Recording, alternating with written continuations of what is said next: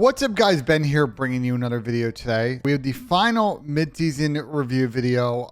I wanted to hold off on doing this one yesterday because I had gotten news earlier on the week of the changes at Minnesota ROKKR, so I wanted to make sure we had gotten kind of all of the information, sort of the statements, and I can kind of more speak to it instead of sort of pre-popping and kind of waiting for the news to come out, because I wouldn't really get all the context. I don't think it'd be fair to you guys. So doing the last video, and I think like the Optic Texas New York video, I think this is another one where we have two teams that are heading in opposite directions. I would say that for Seattle Surge, they're a team that's figured out some of their issues and didn't get the placing they want at the Optic event at Major 3, but I think they feel really good about their path going forward. And for Minnesota ROKKR, well, we'll get to that, but they are making a lot of changes and trying to find some form after a goose egg. I mean, legitimately got 0 points Major 3. So let's start with the ROKKR, talk about the changes and dive in. All right, so as always, we start with a look at the standings. And so we're talking about the 7th and 8th teams right now in the league standings. Seattle on 130, which I don't think is a number that they would have expected to be on at this point in the season, but it's pretty tight between them and like 4th place. So a couple of matches and they shoot up these standings pretty good, but we'll get to it in a minute about kind of think where they want to net for champs. ROKKR is right on the cut line at 110. So we talked about in the Vegas video that they're only 20 points behind. There are a bunch of teams that are 40 and then 50. And ROKKR probably need to get like another 80-ish points over the next two splits. So 40 each probably does it. 50 to 60 is probably like super safe, but 40 might be getting it done. So let's start with the ROKKR and talk about their season so far and the change they just made. When we've been talking about standings in the past, I've normally shown you sort of Modern Warfare and Vanguard, but I think conceptually to understand, I think kind of where ROKKR's at as a franchise and some of their thoughts, I want to kind of show you kind of the full picture, because this franchise started off Modern Warfare 2019 in a very good spot. And then once things moved to online after the Los Angeles homestand due to COVID, they finished 8th. They were really not a factor all year. And candidly, that 8th spot is probably very kind to them, because I don't think they won a series for like 3 months. And then in Cold War, they did have the event win at the end of the season, and then they got 4th at champs. So the end of the Cold War year ended really well once they had brought Sandy in after struggling in the beginning of the year. But last year was horrible. There's no really way to cut it. They were a complete and utter non-factor the entire season last year. And pretty much this season as well, outside of Major 2, in which recently they made a really good run. Vance was playing well at one point at the highest KD. We saw we liked that Afro. The last split, they got 0 points. They didn't get a single point at all. They didn't win a single match. So ROKKR decided to make some changes. And the change they decided to make, I think, was a little surprising, at least to me. So Attach is leaving the starting lineup for now, and Fame from their Challengers team will be coming in. Interestingly enough, Two Real, who was dropped off of Vegas, is going to go fill Fame spot, which is pretty cool. But either way, I wouldn't have thought that this is the player that would move out of the lineup. I would talk to Attach yesterday on stream. Dylan and I actually helped him write this tweet. It took us like 15 minutes to write this tweet, which is pretty funny. But talking to Attach, like, he said that they kind of wanted him to play a specific role. He wanted something that was a little bit more in the mix. They wanted him to kind of be Hill Kitten, sort of be more of the objective soaker, and he wanted to be in the mix. And it seems like, and I Method's made a joke about it too yesterday on stream, like at the end of the day with these Bance and Cammy teams, eventually they decide to change their main AR. And that's what's happened here with the surprising move. Now, Fame coming in on an AR, and from what I've heard on the main, although that hasn't been 100%, I think, really confirmed, seems like another interesting decision, because you're basically bringing in a Challengers player that's been running a sub all year, and you're having him come in and run an AR and basically just kind of soak. And it's a last gap to find the best out of Bance, Cammy, and Afro. And really what that team has given you all season is nothing. I don't know how a team of this caliber is 10 and 20 in S&D. That doesn't make any sense. The Toronto teams of past have always been difficult teams to face in S&D, and that's why they were a really good squad, because they grind out a lot of series winning game 5s. This year they've got 0 eyes. And their map pool in S&D is minuscule. It's really these two maps, but a number of the top teams now are really good at Embassy and Hotels at 50-50 map. They basically don't have a bread and butter search. On the hardpoint side, they've got this Fortress Hotel combo, which is pretty good, 12 and 8 there, but the other maps are really ugly. They have pretty much Auto Vita and Mercado like every series they played.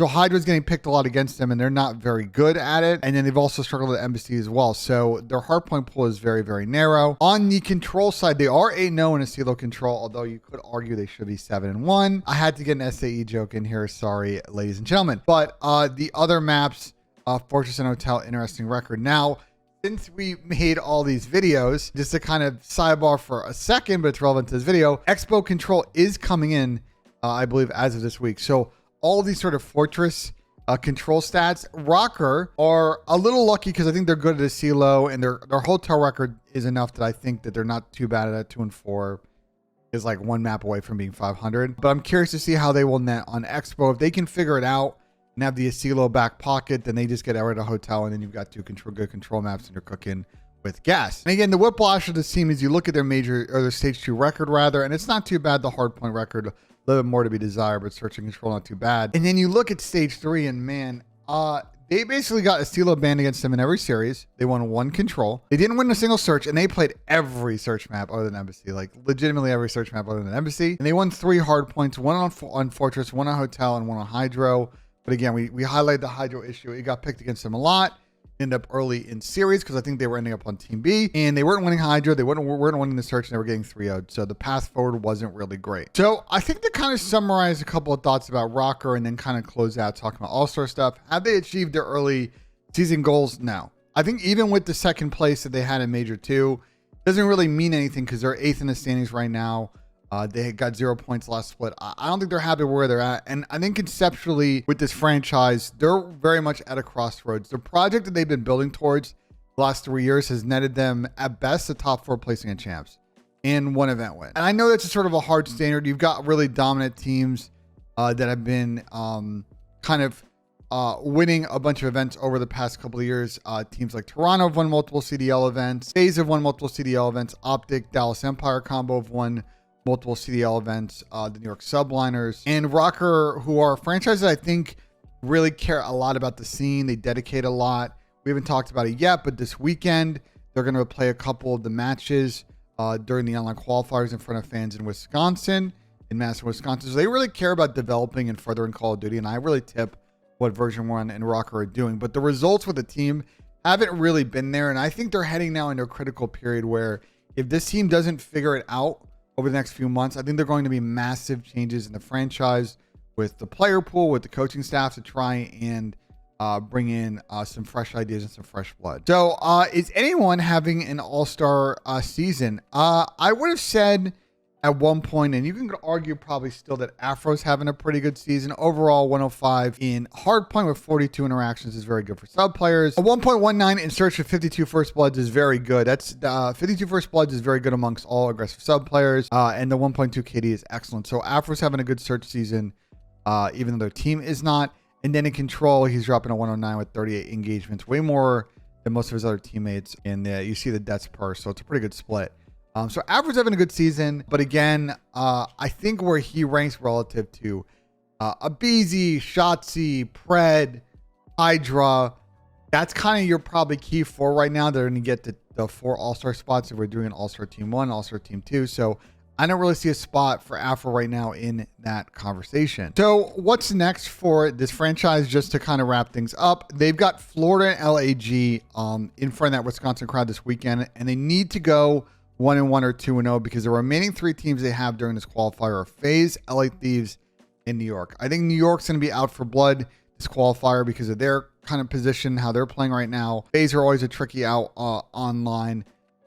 And you've got LA Thieves who are starting to get a little bit more comfortable with the online scene. So I think if they don't get 1 or 2 wins here, I just don't see them winning all 3 of these matches against FaZe, Thieves, and Subliners.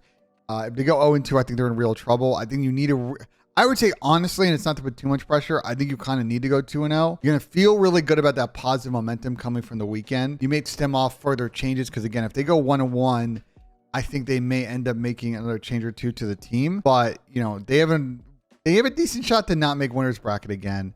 And then if they kind of bum out of this major, going in the final stretch of the season, they've got London, Boston, Vegas, Thieves, and Toronto. So that one's not an easy one either. You're going to have 3 champs teams.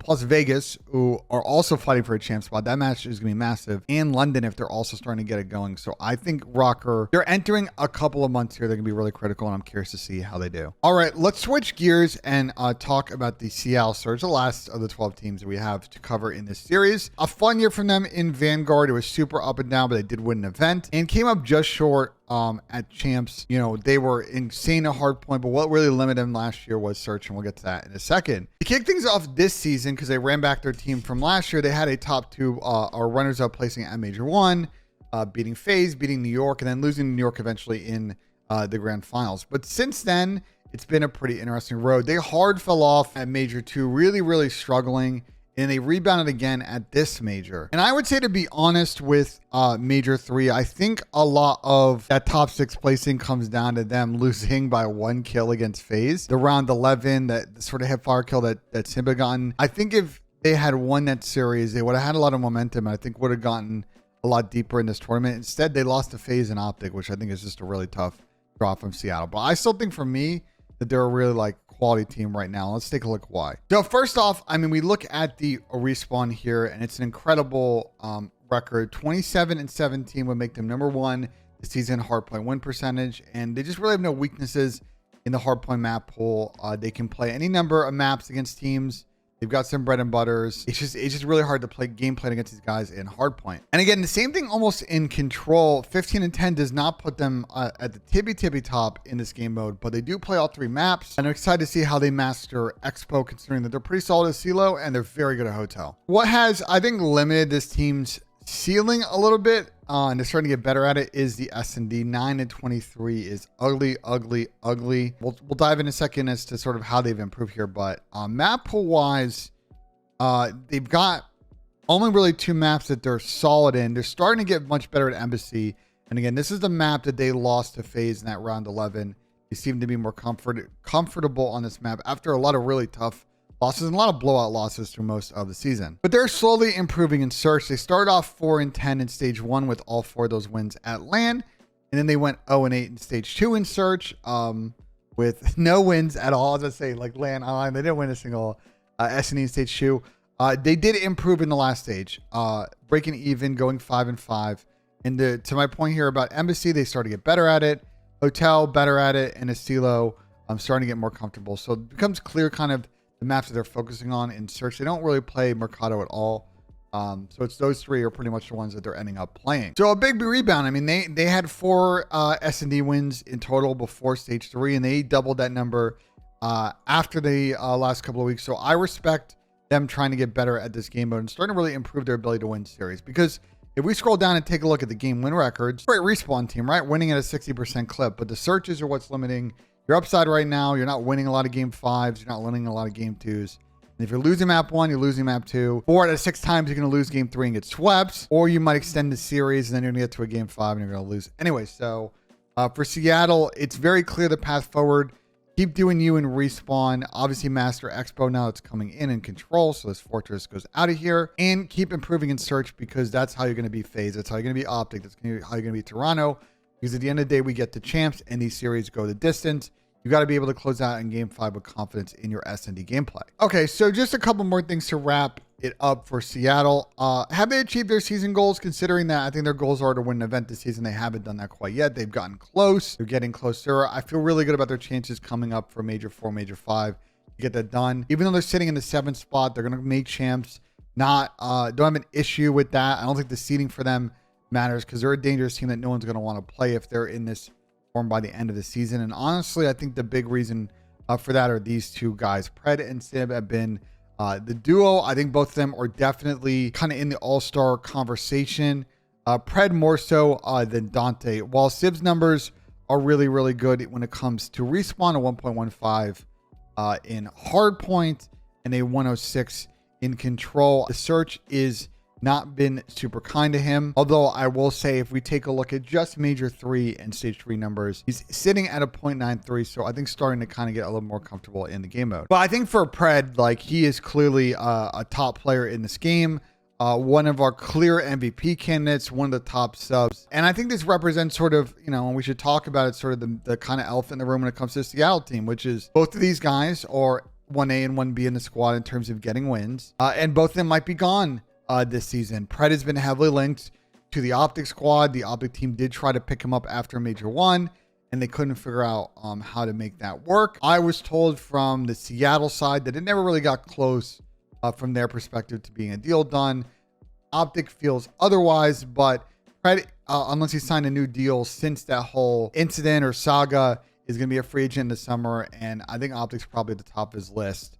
As for Dante, I don't know what he's going to do or where he's going to go, but he's a top AR flex candidate out there. I think any team would take him because of how nasty skilled the guy is. He can run a sniper and search. And I think for him, again, S&D, if this team is going to be a factor this season, win champs, yeah, you want to see accuracy and Mac step it up. You know, their slaying numbers have been all over the place, especially Mac. We know Lamar's not here for the slaying. We know he's here to soak hill time. That's why he's got 88 seconds per 10 in hill. But Mac has struggled at times this season. Is very much the X factor.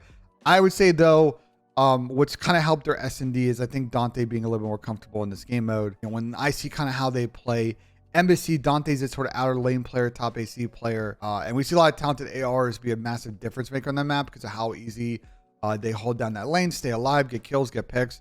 Dante getting more comfortable is really, really key to them in search. So yeah, that's Seattle. I expect them to be a factor all season. Let's go back over here and take a look at their schedule for the rest of the season in terms of the online matches. So for stage 4, they're going to play FaZe, LAG, Thieves, Ultra, and Florida. So they actually, you know, I was kind of mind blown. They actually very similar schedule to what ROKKR is facing down the stretch here. But for Seattle, I think both of these are winnable teams. They should outclass and respawn. FaZe in Seattle is always a battle. Thieves in Seattle is always a battle. And I'm excited to see them square up against Toronto. So I think 2-3, 3-2 is on the cards for Seattle with a winner's bracket spot. And then going into the final event of the season, they've got Toronto, Optic, Boston, New York, and Vegas, which I think on paper is actually might be one of the hardest schedules that any team has.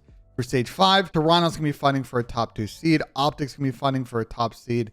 Boston, a really hard team to get out online in a champ spot team. New York's going to be really desperate because I think they're trying to get a quality seed for champs. And Vegas is going to be a team that is also in the mix. So they've got they're playing 5 of the 9 teams.